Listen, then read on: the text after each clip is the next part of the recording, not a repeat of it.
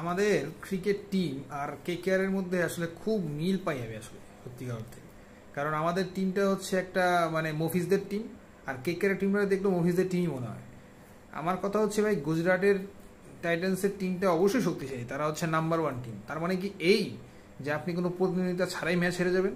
আজকে কেকেআর যে খেলাটা খেললো, এটা কি আসলেও কোনো ম্যাচ হয়েছে আসলে? আমার তো মনে হয় না। কারণ তারা অলমোস্ট 200 রান করছে, ভেরি ফাইন। আপনি 200 রান চেস করতে যদি নাও পারেন, তাও অ্যাটলিস্ট 180-90 পর্যন্ত যাওয়ার তো চেষ্টা করতে হবে। আমি সেই ইন্টেন্টটাই কারোর মধ্যে দেখলাম না।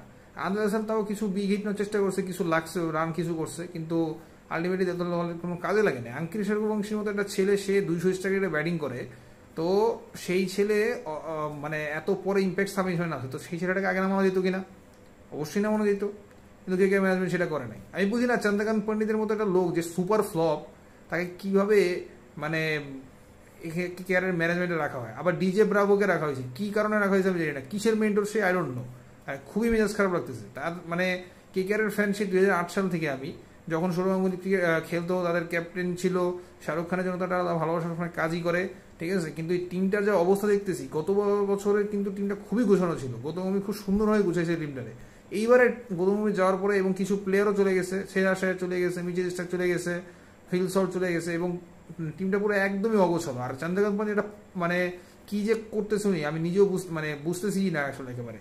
হ্যাঁ, অপরপক্ষে গুজরাট টাইটান্সের যে টিম, তারা আসলে খুবই ওয়েল ব্যালেন্স টিম। তাদের ওপেনাররা ম্যাক্সিমাম টাইমই হচ্ছে ফ্লাইং স্টার ইনিংস দিয়েছে। আজকেও শুভমান গিল 55 বলে 90 রান করেছে, অসাধারণ ইনিংস।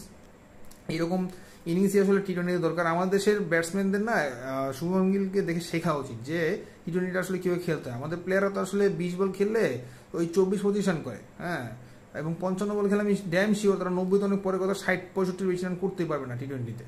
কিন্তু সেই ছেলেটা 90 রান করছে, বয়স কিন্তু বেশি না, মাত্র 25 বছর বয়স। আর আমাদের অনেক মানে সিনিয়র প্লেয়াররা আসলে এইসব ইনিংস ওদের জন্য স্বপ্ন, টু বি ভেরি অনেস্ট। হ্যাঁ, এটা অনেকে রাগ করতে পারে আমার উপর, কিন্তু যেটা সত্যি সেটাই বলছি। এখন কথা হচ্ছে যে কেকেআরের আসলে মোটামুটি আনঅফিসিয়ালি বলা যায় যে তারা কোয়ালিফাই করতেছে না প্লে অফের জন্য, কারণ অনেক সমীকরণ আছে, ম্যাচটা জিততে হবে।